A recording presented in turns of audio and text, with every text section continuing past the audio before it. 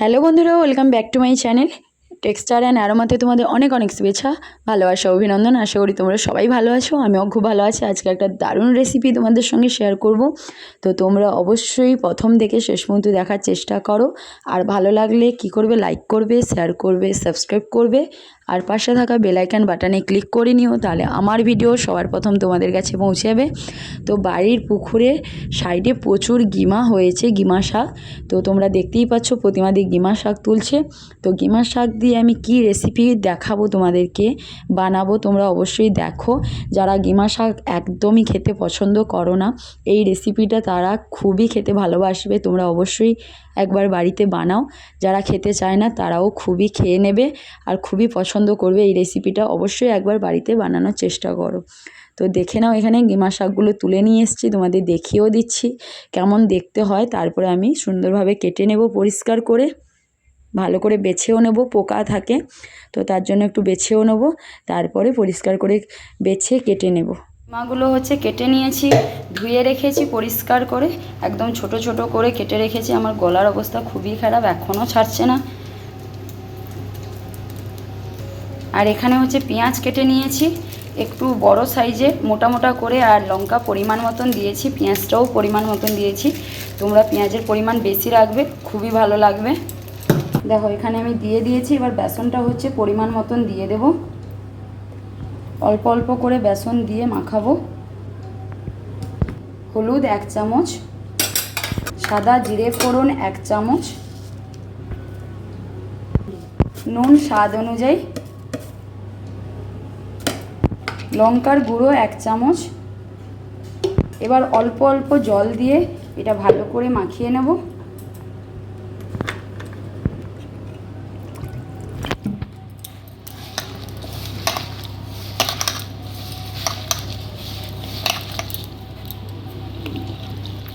একদম। তো এরপরে কি করব দেখে নাও তোমরা। এখানে কড়াইতে আমি তেল দিয়ে দিয়েছি, অল্প করে দিয়েছি, চাইলে তোমরা বেশিও দিয়ে করতে পারো। তো এর উপরে আমি বড়ার মতনই দিয়ে দিচ্ছি ছোট ছোট করে।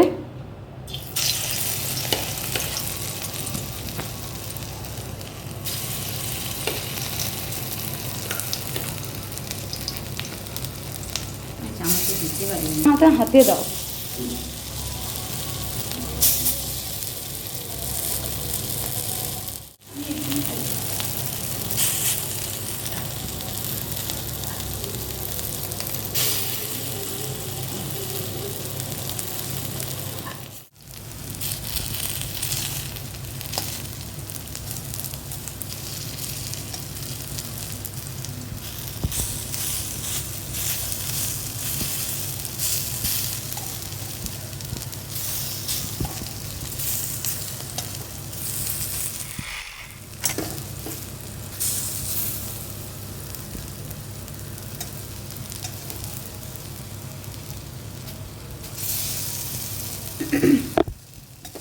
এক সাইড একটু কড়া করে ভেজে নেওয়ার পরে কিন্তু আর এক সাইড এইভাবে কড়া করে আবার ভেজে নেবে। এটা দারুণ খেতে লাগে, গরম গরম খেলে তো অসাধারণ পুরো লাগে। যারা গিমা তেতো এইভাবে বাড়িতে বানিয়ে খাও, দেখবে একদমই তেতো লাগবে না, দারুণ খেতে লাগে।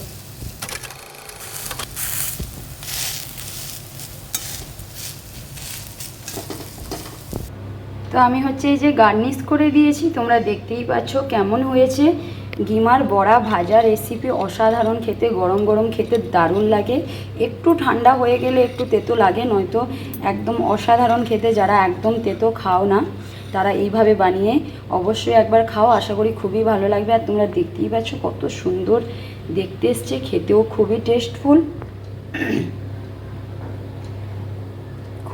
খুবই টেস্টফুল। তো এই রেসিপি যদি তোমাদের ভালো লাগে তাহলে অবশ্যই একটু লাইক, শেয়ার, কমেন্ট, সাবস্ক্রাইব করে নিও, তাহলে আমার নতুন ভিডিও তোমরা দেখতে পাবে।